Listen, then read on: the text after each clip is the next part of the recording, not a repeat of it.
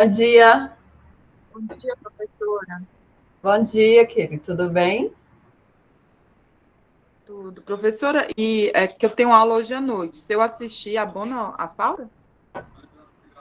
Não, aí não abona a falta, não, tá? É extra, então tem que ser num horário diverso de sua aula. Vai começar às Tá 9h15, bom. Tá. tá bom? Obrigada. Então vamos começar. Eu gostaria de falar para vocês, semana que vem é a nossa semana de apresentações, não é verdade? Vocês já estão preparados? Já começaram a fazer as apresentações de vocês? 5 minutinhos para falar de blocos econômicos? Espero que sim. Eu quero falar então para vocês de integração regional. Legal, não é? Integração regional. Olha, sem tema. Eu não passei o tema para todo mundo já? Passei. Então, no final da aula eu passo, tá bom, Laís? Para quem não tiver. Então, hoje eu quero falar de integração regional. O que é integração regional? Integração regional é um movimento econômico que surge no pós-segundo, principalmente no pós-Segunda Guerra Mundial. Nós já tínhamos algumas outras experiências. Nós falamos no fim da aula, tá bom? Algumas experiências no século retrasado, no século XIX. Nós já tínhamos algumas experiências de integração econômica, por exemplo, antes da unificação alemã, nós tínhamos ali algumas situações em que pequenos estados haviam se unido para integrar e aumentar o comércio. Mas a integração econômica mesmo, essa que nós estudamos hoje, ela vai surgir no pós-Segunda Guerra Mundial. Para quê? Para que surge essa ideia de integrar as economias? Para melhorar o comércio, para aumentar o comércio entre esses países que fazem parte desses blocos econômicos, para fortalecer esses estados em negociações internacionais, porque convenhamos, tem muito mais peso você juntar 10 países negociando do que um único país. Não é verdade? Então, por conta disso, os estados se unem para buscar essa integração econômica.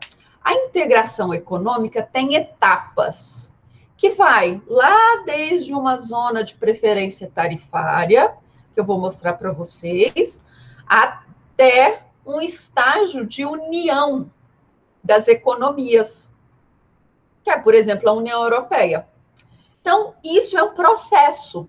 Não é assim hoje nós vamos acordar e falar assim: que legal, Brasil, Argentina, que vizinhos, vamos fazer uma união econômica e monetária, vamos criar uma lei única, uma moeda única aqui para os dois países. Não é assim. A consolidação dessas etapas, ela predispõe que você cumpra determinados requisitos. Depois que você cumpre determinados requisitos, você começa a negociar novos. Isso é um processo que leva tempo. Combinado? Então vamos começar aqui a apresentação das nossas. Eu não consigo ver as perguntas. Então, se alguém fizer uma pergunta, por favor, Creunice, eu vou te colocar hoje como representante da turma. Vou deixar a Letícia. Se alguém fizer uma pergunta, Creunice, você é responsável por passar a pergunta, tá bom? Tá, só porque eu falo demais, né, professora? Não, não. É porque eu sei que seu áudio está funcionando. Bom, professora, brincando. Vamos lá. A primeira etapa da integração regional é a zona de preferência tarifária. Brasil chega para a Argentina, vamos usar Brasil e Argentina como nossos exemplos da aula de hoje. Brasil e Argentina se encontram numa reunião e aí o Brasil fala para a Argentina assim: Argentina, nossa, eu adoro seus vinhos. Seus vinhos são muito gostosos. E a Argentina fala: Ô Brasil, adoro sua cerveja. A única cerveja que nós temos aqui na Argentina, essa Guinness, isso aí, já ninguém está aguentando mais tomar essa cerveja. Nós estamos precisando de diversidade. Então, Brasil e Argentina resolvem criar uma zona de preferência tarifária. O que eles vão fazer?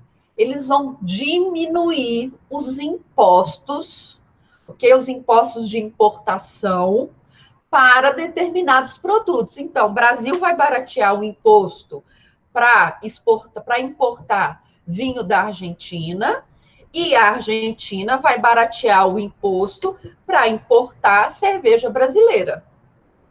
Então, eles vão escolher determinados produtos e vão diminuir os impostos relacionados a esses produtos. Para quê? Para que mais consumidores na Argentina consumam a cerveja brasileira e mais consumidores brasileiros consumam o vinho argentino. E isso vai aumentar o comércio entre os dois países. Vamos lá, o vinho mais barato, você não vai consumir mais? Você chega lá no supermercado, o vinho argentino, que semana passada estava R$50, hoje está R$25. Você não vai comprar? Opa. Eu vou. Eu ainda levo dois pelo preço de um. Não é assim? Então, você sabe que aquele vinho é bom, ele está com metade do preço, o que você faz? Você compra. Então, a intenção numa zona de preferência tarifária é escolher determinados produtos, reduzir as taxas de exportação e importação desses produtos para que eles fiquem mais baratos no país vizinho. E, com isso, o comércio entre os países aumente. Ok? Então, Brasil e Argentina escolheram lá o vinho e a cerveja para diminuir as tarifas. Só que começou a dar muito certo, o comércio aumentou muito, o Brasil começou a vender muita cerveja para a Argentina e a Argentina triplicou a venda de vinhos para o Brasil. E aí a Argentina fala assim, Brasil, vamos aumentar isso aqui, vamos escolher outros produtos? Aí o Brasil, pô, vamos. O que nós vamos fazer? Aí a Argentina, eu vou vender então para você o trigo e você me vende a soja. E aí os estados começam a aumentar o leque de produtos que eles vão vender sem imposto para o outro país. Essa é a primeira etapa da integração regional.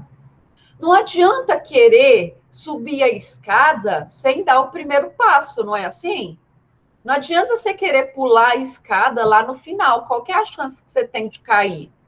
É grande, então você tem que dar um passo de cada vez. Então, o primeiro passo desse degrau da integração regional é a zona de preferência tarifária. A segunda etapa é a área de livre comércio. O que vai acontecer na área de livre comércio?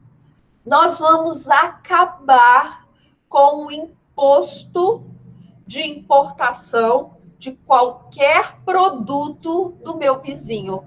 Então, agora, não é só o trigo, a soja, a cerveja, o vinho. Agora são todos os produtos. Então, eu vou vender para a Argentina carro sem imposto, eu vou vender para a Argentina minério sem imposto. Agora eu já não tenho mais imposto de exportação e importação para qualquer produto para o meu vizinho. Então, agora, essa relação entre Brasil e Argentina, ela está mais condensada. Todas as tarifas que existiam de comércio entre os dois países vai ser eliminada. Essa é o segundo degrau da nossa integração regional. Então, nós eliminamos as tarifas existentes entre Brasil e Argentina. Ok? é um acordo meramente econômico, não é? Nós vamos facilitar a venda de todos os produtos produzidos no Brasil para a Argentina e a venda de todas os produtos produzidos na Argentina aqui no Brasil. Então, vai ter uma livre circulação de produtos argentinos. Nada de imposto. Não vai ficar mais barato? Vai. Mas a relação do Brasil com os outros países não muda. Então, os impostos que o Brasil cobra, por exemplo, para importar produtos do Chile, continuam igual. O que o Brasil cobra para importar produto do Peru, continua igual. O que ele cobra para importar produtos da Bolívia, continua tudo igual. Então, não há essa relação de liberalidade do comércio com outros países, apenas com aquele que faz parte do seu bloco econômico, que é o caso da Argentina, aqui no nosso exemplo. Ok? Essa, então, é a segunda etapa da integração regional. Não adianta você querer subir a escada sem subir o primeiro degrau. Aí eu vi um meme, né, um dia desse, o cara fizeram aumentar a perna da pessoa, assim, para ela pular lá no final, não é? Não, não dá certo. A terceira etapa da integração regional é o que nós vamos chamar de união aduaneira. A integração entre os países do bloco, a integração já está tão consolidada que os países falam o seguinte: Brasil, olha, e aí, Argentina, beleza? Beleza. Olha só, nossa economia já está tão ligada, já está tão interessante, por que nós não criamos uma tarifa externa comum?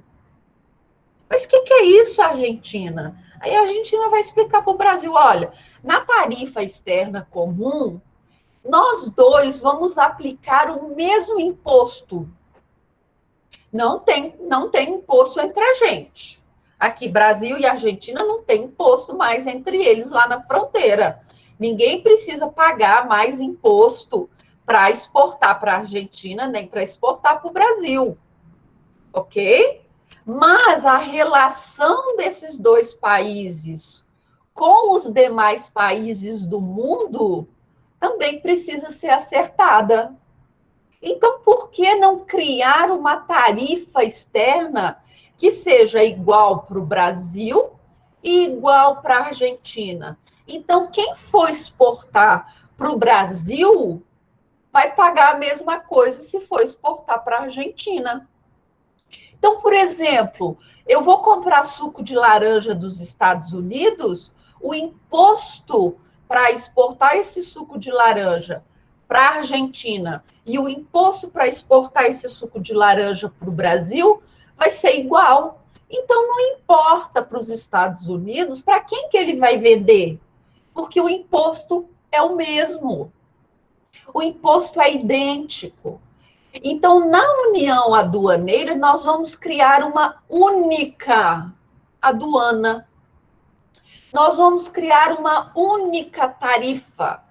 Quando eu falo uma única tarifa, não quer dizer que é uma, ok? É tarifas idênticas para os dois países. Então, os dois países vão pegar um documento e vão estabelecer: olha, o imposto para importação de carro vai ser 100%. Então, vai cobrar 100% na Argentina e 100% no Brasil. Ok. O imposto para importar aço. Então, o imposto para importar aço na Argentina e no Brasil vai ser de 50%. Então, eles vão adotar a mesma lista de taxas de imposto. Ok? Quando eles forem negociar, eles vão criar suas taxas comuns. Então, eles vão adotar, Brasil e Argentina vão adotar no comércio com os outros países taxas de exportação e importação idênticas. Então, tanto faz, ok? Tanto faz para um país terceiro se ele vai vender aquele produto para o Brasil ou para a Argentina. A taxa que ele vai pagar de imposto vai ser idêntica, ok? Essa é a nossa terceira etapa da integração.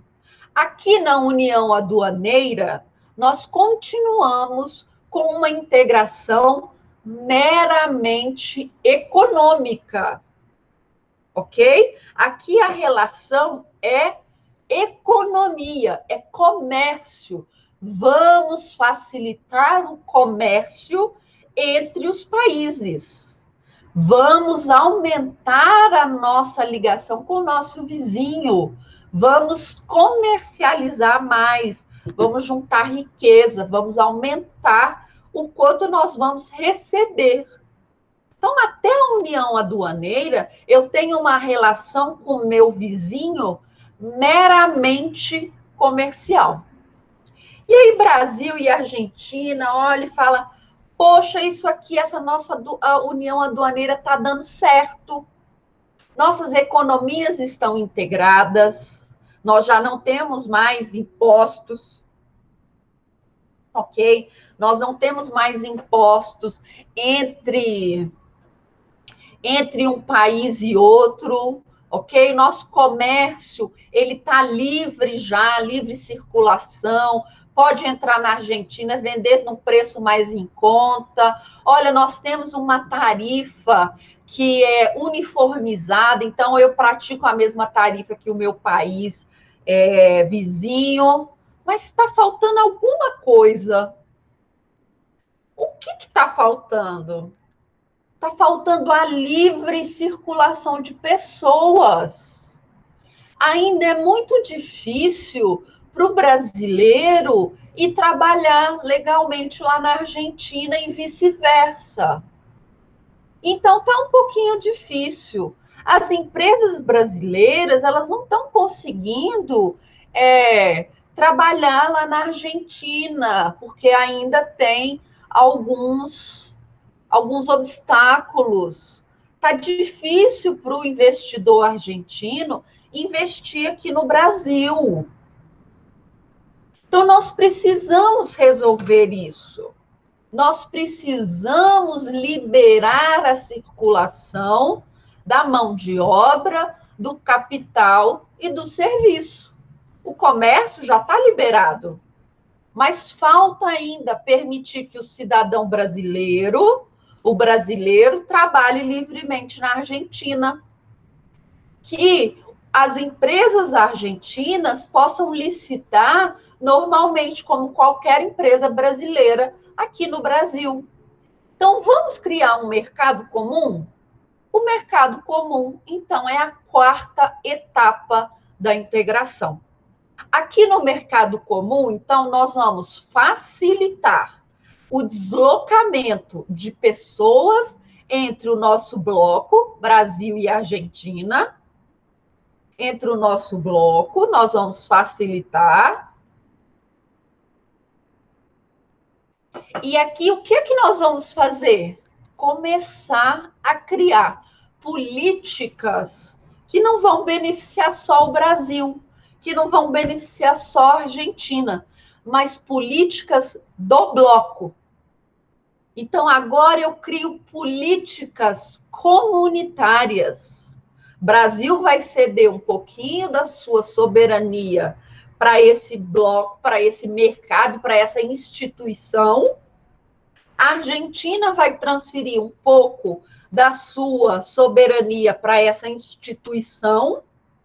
E essa instituição vai criar políticas, mecanismos que vão beneficiar Brasil e vão beneficiar a Argentina. Vai criar mecanismo que os dois países terão de seguir, porque eles vão decidir em conjunto. Então, eles vão falar, olha, agora, para quem é brasileiro e for trabalhar na Argentina, vai seguir tal regulamento. Agora, quem é argentino e vai trabalhar no Brasil, vai seguir o mesmo regulamento. Para o Brasil, nós vamos criar obrigatoriedade disso, que é para aumentar o índice de educação, de alfabetismo, ok? Na Argentina, nós vamos fazer aquilo outro. Então, vai criar políticas do bloco. E as economias, elas estão tão integradas que agora você já não fala na economia do país X, na economia do país Y. Você fala na economia do bloco. Esse é o quarto degrau da nossa integração regional. Ok? E o último degrau, a economia já está algo assim excepcional. A liberdade de circulação já está ampla. Nós temos uma livre circulação de pessoas, de investimentos, políticas comuns. Já está muito fácil circular entre Brasil e Argentina. O que está faltando? Está faltando uma moeda comum. Vamos criar uma moeda comum para Brasil e Argentina? Aí, à noite, eles deram um nome para a nossa moeda, a moeda que vai vigorar no nosso bloco aqui de Brasil e Argentina. É a moeda Pelé e Maradona, Peladona. Então, a nossa moeda, Peladona, vai ser criada. Mas quem vai cuidar da Peladona? Vai ser o Banco Central do Brasil? Vai ser o Banco Central da Argentina? Quem que vai estabelecer os aspectos legais e econômicos da Peladona? E agora, pessoal? Quem vai fazer isso? Vai ser o Brasil ou vai ser a Argentina? Nenhum dos dois. Essa instituição que nós criamos, que faz as políticas comunitárias, ela também vai criar um banco central comum, que vai gerir e vai regular a Peladona. Quanto que vale a Peladona no mercado internacional? Se ela está valorizando, se ela está desvalorizando, quais são as medidas que o bloco vai tomar para que essa moeda não perca valor no exterior. Do mesmo jeito que o Banco Central brasileiro cuida para que o real não perca tanto valor no cenário internacional, o nosso Banco Central comum, ele também vai fazer isso com a Peladona. Então, a última etapa da integração regional é quando nós unificamos as economias de tal forma que vale a pena criar uma única moeda. Eu tenho circulação de produtos, eu tenho circulação de pessoas, eu tenho circulação de serviços, eu tenho circulação de capital. Para que eu vou fazer câmbio? Para que eu vou ficar mudando de um país para o outro, ter que mudar a moeda? Não faz o menor sentido. Eu preciso, então, facilitar ainda mais a vida das pessoas do bloco. Eu vou fazer isso com uma moeda única. Então, a última etapa da integração regional é só um minutinho, porque chegou alguém aqui. A última etapa da integração regional vai ser a união monetária e econômica, ok? Alguns autores que falam de integração regional, eles vão falar que existe uma sexta etapa, que seria a federalização. O que é a federalização? É isso mesmo que vocês estão pensando, federalização. O Brasil é uma federação, não é? Então, eles dizem que a sexta etapa da integração regional é quando você já está num momento de integração tão profunda que mais e mais da soberania daqueles estados vão ser enviadas para aquela entidade superior. E aquela entidade superior vai passar a gerir boa parte da vida de todos os envolvidos. ok? Como se fosse uma federação mesmo. Veja, por exemplo, o Brasil. Veja, por exemplo, o exemplo do Brasil, né? É igual subir para cima, né? Pleonasmo danado. Veja o Brasil. O Brasil fala que é uma federação, não é verdade? Nós temos estados com algumas competências e nós temos a União com outras competências e aquelas competências que são concorrentes. Então, eles falam que essa ideia de uma federalização, estados com competências restritas, uma união com competências maiores e algumas competências concorrentes, isso seria a última etapa da integração regional. Você criaria não agora um bloco econômico, mas uma entidade além. E quem defende essa ideia traz alguns exemplos, como a Suíça. Ele diz que a Suíça, tanto que a Suíça tem outro nome chamado Confederação, alguma coisa, helvética, alguma coisa assim. Então, eles vão trazer o exemplo da Suíça e também exemplos do século XIX. Antes da unificação alemã, nós tínhamos estados alemães, aqueles principados, tínhamos aqueles estados alemães que se uniram numa federação que tinha como principal regente, como principal organização, o rei da Prússia, que depois virou imperador da Alemanha. Então, eles vão trazer esses exemplos como estágios, como o estágio final da integração econômica, da integração regional, ok? Mas não tem unanimidade com relação a isso. Não tem unanimidade. Ainda tem muitos autores que não concordam com essa ideia da federalização como sendo a última etapa da integração regional. Vamos, então, falar daquela que é o principal exemplo de integração regional. Aquele bloco econômico que passou por todas as etapas e que chegou hoje, naquele momento, que existe uma moeda comum, a União Europeia. A União Europeia, o embrião da União Europeia era uma zona de preferência tarifária. Uma zona de preferência tarifária que virou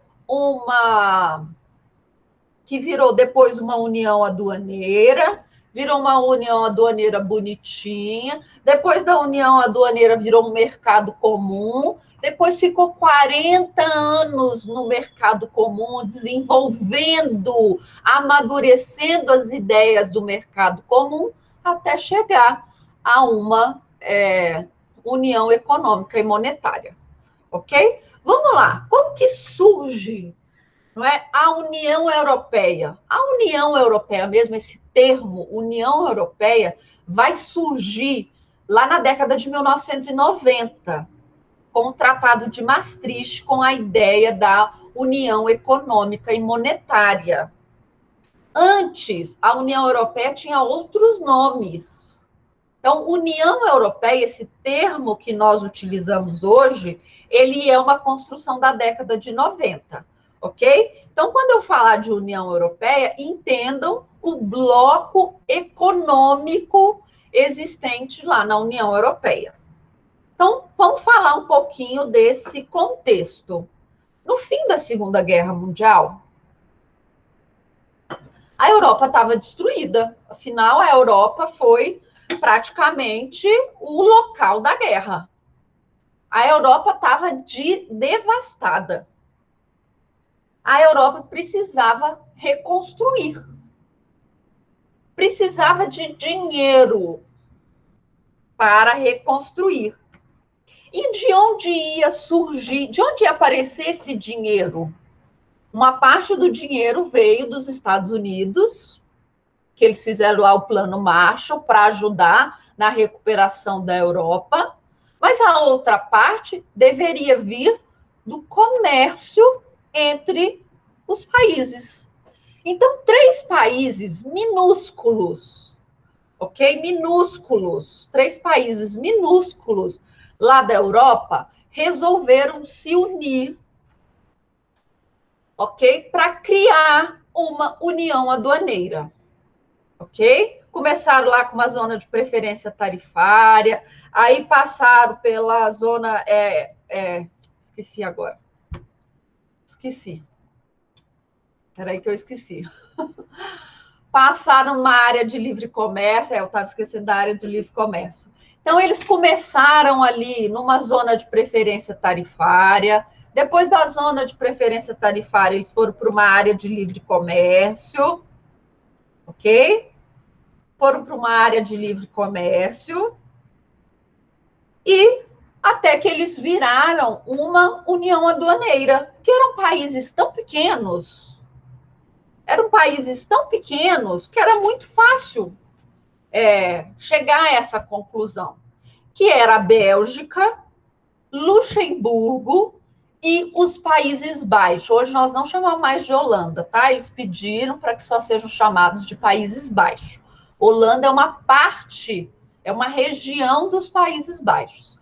Então, a Bélgica, os Países Baixos e Luxemburgo, eles se uniram numa união aduaneira.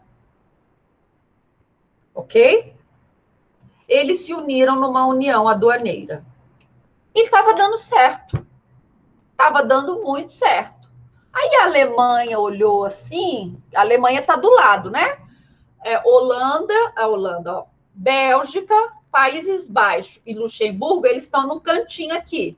De um lado você tem a Alemanha, do outro você tem a França. Aí a Alemanha olhou do lado e falou assim, nossa, aquele negócio ali, aquela união aduaneira está dando certo. Aí a França olhou do outro lado e falou assim, não é que você tem razão, Alemanha? Aquilo ali está dando certo mesmo. Eles estão conseguindo aumentar o comércio significativamente entre eles. Por que nós não fazemos isso também? Aí a Alemanha olhou e falou assim, nós sempre fomos rivais, nós sempre brigamos, nós sempre nos odiamos. Nós precisamos acabar com isso. E a melhor forma de evitar-se uma guerra é você criar laços tão fortes, econômicos, com o seu vizinho e o seu vizinho com você, que não faz o menor sentido guerrear. E aí a Itália, lá do outro lado, olhou e falou assim, opa, não me tira dessa não, eu também quero fazer parte. Então, nós criamos a SECA, Comunidade Europeia do Carvão e do Aço, que nada mais é do que uma área de livre comércio. Uma área de livre comércio que nós vamos envolver o carvão, o aço e outros produtos, envolvendo Alemanha, Bélgica, Países Baixos, Luxemburgo, França e Itália. Ficou conhecido, a SECA ficou conhecida como Europa dos Seis. Isso foi lá em 52. Mas foi dando tanto sucesso, que eles foram aumentando os produtos incluídos nessa área de livre comércio. Já existia, então, uma liberdade de circulação de todos os produtos produzidos nesses países, entre eles. E aí a SECA falou, isso aqui está dando certo, está interessante, por que nós não criamos um mercado comum? Por que nós não integralizamos a nossa economia, criamos uma tarifa externa comum para a gente, aqui para o bloco, e mais, alcançamos a liberdade de movimentação. Então, em 1957, 5 anos depois da criação da SECA, criou-se o Mercado Comum Europeu, ou Comunidade Econômica Europeia. Isso em 57. Só que não é de um dia para o outro, não é? Eles precisaram se organizar, acabar com as fiscalizações entre as fronteiras, estabelecer regimentos comuns. Então, 20 anos depois da criação do mercado comum, a Inglaterra olhou e falou assim: poxa, isso aí tá bacana, tá dando muito dinheiro isso daí, vocês estão recuperando assim num nível absurdo, nós estamos aqui com crise, mais crise, não melhora a nossa economia, e agora? Eu quero fazer parte disso. A Inglaterra, Irlanda, Dinamarca se uniram àquele mercado comum. Logo em seguida, nós tivemos a expansão para a Grécia, Espanha e Portugal. Ficou conhecido, então, esse mercado comum como Europa dos 12. Aqui sim nós tínhamos um mercado comum. Nós tínhamos políticas comunitárias, nós tínhamos órgãos que estavam preocupados com a organização, com a economia dos países, com o auxílio dos países, com o auxílio da população. Ok? É a Europa dos 12. Posteriormente, em 1991, esse mercado comum vai virar esse mercado comum vai virar um bloco econômico. Vai virar um bloco econômico com o Tratado de Maastricht. Agora eu tenho a ideia de uma moeda única. Nosso mercado está tão integrado, nossa população está tão integrada, que não faz mais sentido eu ir de Portugal para a Espanha e ter que fazer troca de moeda. Eu vou da França para a Bélgica e ter que trocar moeda. Eu ir da França para a Alemanha trocar moeda. A Alemanha para Luxemburgo trocar moeda. E da França para a Itália e trocar moeda. Não faz sentido. Se eu quero um bloco forte, eu vou criar uma moeda única. Então, o Tratado de Maastricht transformou aquele mercado comum europeu em uma comunidade econômica e monetária. Agora nós temos a União Europeia. Então, em 1991, os países assinam, a Europa dos 12, assinam esse tratado de Maastricht, e falam: olha, nós estamos estabelecendo as bases para uma moeda comum. O euro, nós vamos criar, então, nos próximos anos, estudos para a moeda comum. Nós vamos criar um banco central. Quando esse banco central estiver forte, estabelecido, com regras, a moeda comum vai entrar em circulação.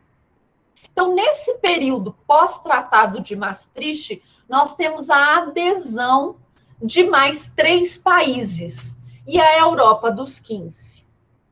Em 2002, o euro, então, é colocado em circulação. Então, as moedas de diversos países, como Espanha, Portugal, França, Alemanha, Bélgica,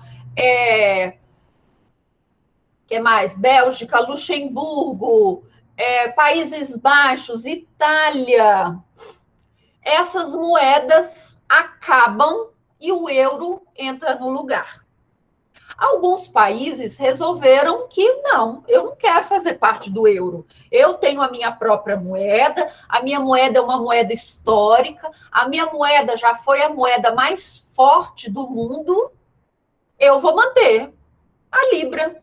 Então, a Inglaterra, o Reino Unido, optou por manter a Libra, porque é uma moeda histórica, ok? Eles têm a ideia de que a Inglaterra é o país mais poderoso do mundo ainda, então que eles têm que manter a Libra, então mantiveram a Libra. A Dinamarca também tinha questões históricas envolvendo a sua moeda, e eles optaram por manter a sua moeda. Em 2004, nós teremos uma nova expansão, com a entrada de mais 10 países na União Europeia. Então, em 2007, nós tivemos a integração de mais dois países. A Croácia entrou em 2013. E o que aconteceu em 2020? A Inglaterra, o Reino Unido, saiu da União Europeia. Então, nós somos, nós não, né? Eles são a Europa dos 26, ok? Eles são a Europa dos 26. O que é o tema mais relevante, assim, os temas mais debatidos hoje com relação à União Europeia? A saída da Inglaterra, do Reino Unido. Por quê?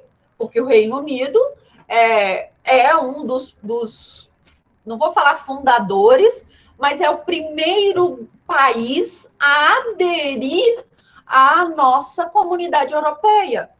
É o primeiro país a ser admitido naquela Europa dos 6. E aí, de repente, tem um plebiscito que fala, não queremos mais fazer parte. E agora? E todo o dinheiro da União Europeia que foi investido na Inglaterra? Como que você agora vai criar alfândegas? Como que você vai criar tarifas? Vai ter que começar do zero. Como que vai ser essa saída? E as pessoas da União Europeia que vivem na Inglaterra, como que vai ficar a relação jurídica dessas pessoas? E as empresas, por exemplo, alemãs que estão na Inglaterra, agora elas vão ter que pagar imposto? Como que vai funcionar? Então, o principal assunto envolvendo a União Europeia no ano de 2016 para cá é a saída do Reino Unido.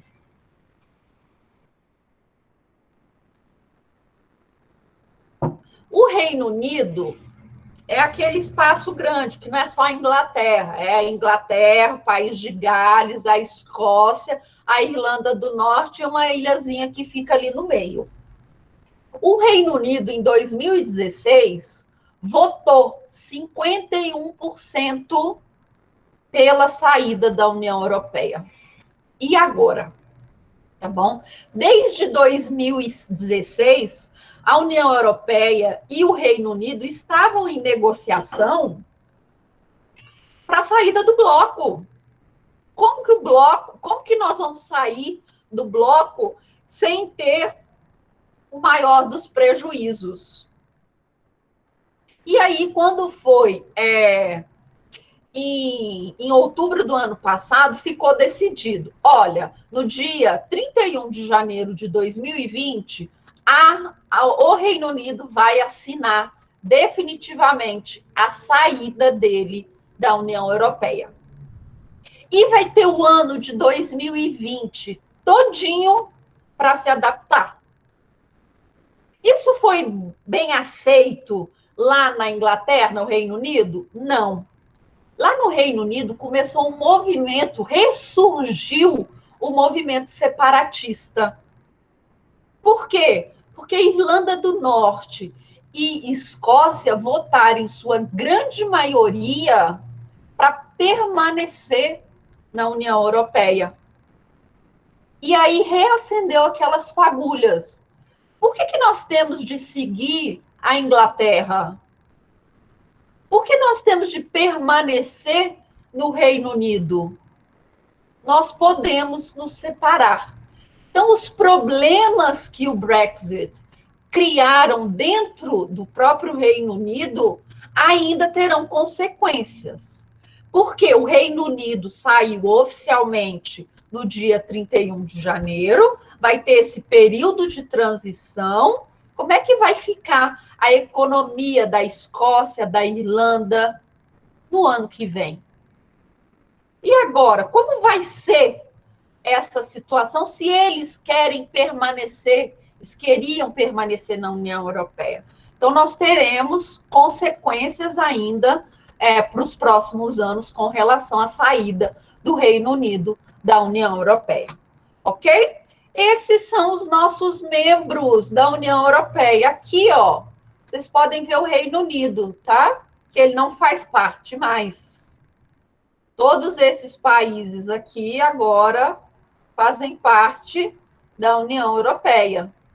Nem todos adotam o euro. Por quê? Porque o euro ele tem algumas exigências, algumas políticas monetárias que precisam ser seguidas pelo país. Então, você vai aqui, ó, nesses países aqui, ó, na Tchequia, Iugoslávia, Hungria, nenhum adota o euro. Polônia, nenhum adota o euro. Esses aqui não, ó. Porque eles ainda não estão economicamente fortes para adotar o euro. Ok? Então, esses países aqui, Bulgária, Romênia, Hungria, Eslováquia, Tchequia, Polônia, nada disso aqui, ó, Eslovênia, não adota o euro. Eles aceitam o euro, óbvio, mas eles ainda possuem as suas próprias moedas. Nós temos pedidos de integração, nós não, né? A União Europeia tem pedidos de integração, novos países que querem fazer parte da União Europeia, inclusive a Turquia, que nunca vai ser aceita por questões históricas, questões políticas, questões econômicas, imigratórias. Então, a Turquia nunca vai fazer parte, ok? Mas as principais adesões devem vir desse lado aqui, ó, dos países que estão aqui nos Balcãs, ok? Esse pessoal que está aqui. Albânia, Bósnia, Herzegovina e o Kosovo. Aqui. Esses aqui devem fazer parte. Ok? Quais são as instituições da União Europeia? São 7. 7 instituições. Conselho Europeu, que é formado pelos chefes de Estado dos países. Parlamento Europeu, que é esse daqui da foto, é um parlamento de verdade, cria leis comunitárias, ok? Fiscaliza o Conselho Europeu, então é um parlamento de verdade.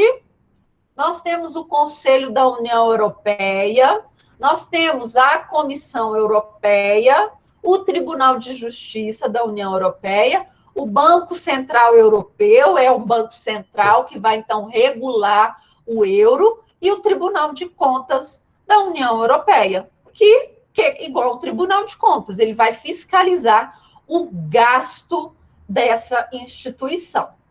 Ok? Alguma dúvida com relação à União Europeia? E aí, Creonice, alguma dúvida? Posso seguir? Não tem nada aqui não, professor. Tá. Posso seguir? Só o Marley só falou, Inglaterra saiu do grupo. Quem? Não, mas só brincou, Inglaterra saiu do grupo.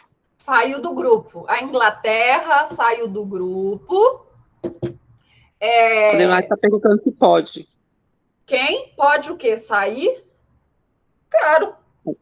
Mas você quer sair? Você gostaria de sair? Olha só, você tem Portugal. Vamos lá. Portugal é um país pobre, perto, por exemplo, da Alemanha. Você vai querer sair do bloco? Não. Quanto de dinheiro que o bloco investe nos países do bloco? Muito dinheiro. Tanto que você tem inúmeros... Deixa eu voltar aqui. Tanto que você tem inúmeros países querendo aderir ao bloco. Para que eu vou sair do bloco? Se esse aqui, ó, é o principal bloco econômico do mundo, Você não negocia sozinho, é a União Europeia que negocia com você. Olha a força, o peso que esse bloco tem numa mesa de negociação. Muito grande, muito forte. As principais economias do mundo estão aqui dentro. Alemanha, França. A Alemanha é o motor dessa União Europeia. Você vai querer sair? Igual a Inglaterra? A Inglaterra vai ver. Nós vamos ver os exemplos agora, se isso vai motivar mais saídas do bloco ou não, com a consequência da Inglaterra. Será que a Inglaterra vai melhorar ou piorar com a saída do bloco? Vai ser o termômetro. Se ela piorar, aí ninguém vai querer sair da União Europeia. Agora, se ela melhorar, pode ser um indicativo de que a União Europeia não está dando certo mais. Poder sair, pode, mas a quantidade de países que querem entrar é muito grande. Ok? Se pudesse, o Brasil entrava. Se pudesse, o Brasil entrava. Ok? Porque o investimento é muito grande. As políticas comunitárias são importantes, são boas. Eles fazem muitas coisas. Você vê mesmo o seu direito nesses países. Tem problemas? Tem. Todo país tem problema. O bloco tem problema? Tem problema. Todo bloco tem problema. Mas tem mais, eu pelo menos vejo mais vantagens do que problemas. Tanto que só a Inglaterra que votou para sair. A Irlanda do Norte, esse pedacinho aqui, votou para ficar. A Escócia, esse pedaço aqui, voltou para ficar. É só a Inglaterra que saiu. E a Inglaterra do interior, porque nas grandes cidades a votação foi por permanecer. Então, poder sair, pode. E aqui, na nossa América do Sul, o que nós temos de blocos econômicos? Nós temos o Mercosul, que se chama Mercado Comum do Sul. Ok? É um processo de integração? É um processo de integração econômica que foi criado por Argentina, Brasil, Paraguai e Uruguai. Hoje nós temos a Venezuela como membro, mas ela está afastada, e a Bolívia está em processo de adesão. Mas é um bloco econômico que foi criado na década de 1990, espelhado no sucesso da União Europeia. Então, você está vendo a União Europeia crescendo, ficando forte. Já estabelecendo uma moeda comum.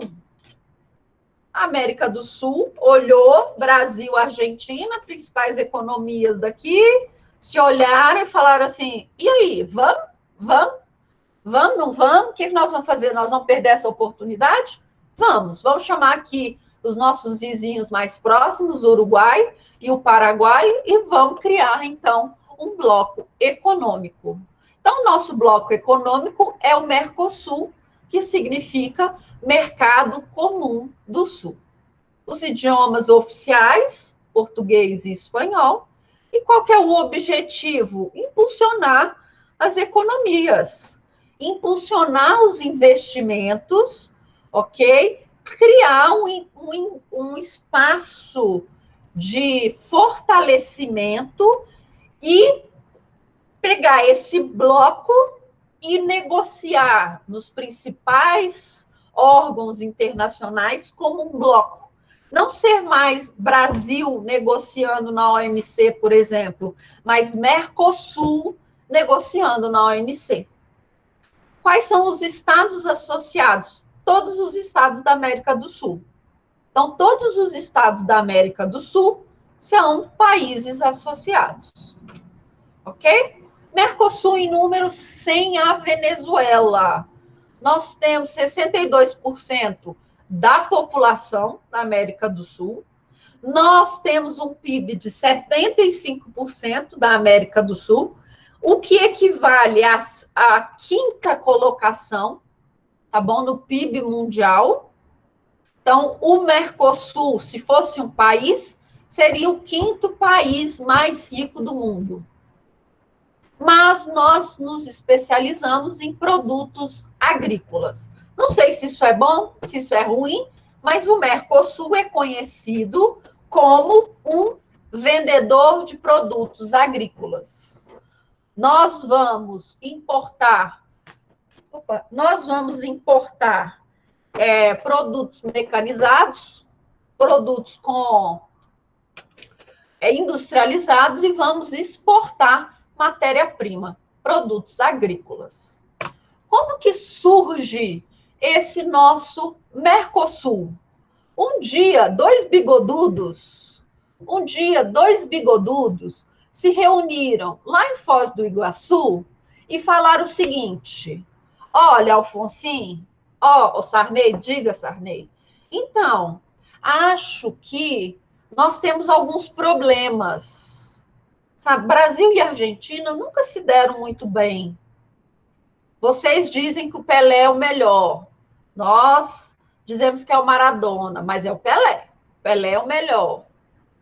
Nós falamos que nós temos as mulheres mais bonitas. Vocês dizem que tem as mulheres mais bonitas. Vocês dizem que tem a terra mais bonita, mas a terra mais bonita nós temos. Então, nós sempre tivemos atrito. O Brasil é melhor no futebol que a Argentina. A gente discorda. Então, vamos resolver isso? Como que nós vamos resolver? Por meio do comércio. Então, lá na década de 1985, o bigodudo do Sarney e o bigodudo do Alfonsin se reuniram e falaram: vamos criar um bloco econômico aqui no Cone Sul. Vamos nos reunir, vamos negociar um bloco. Vamos começar as tratativas.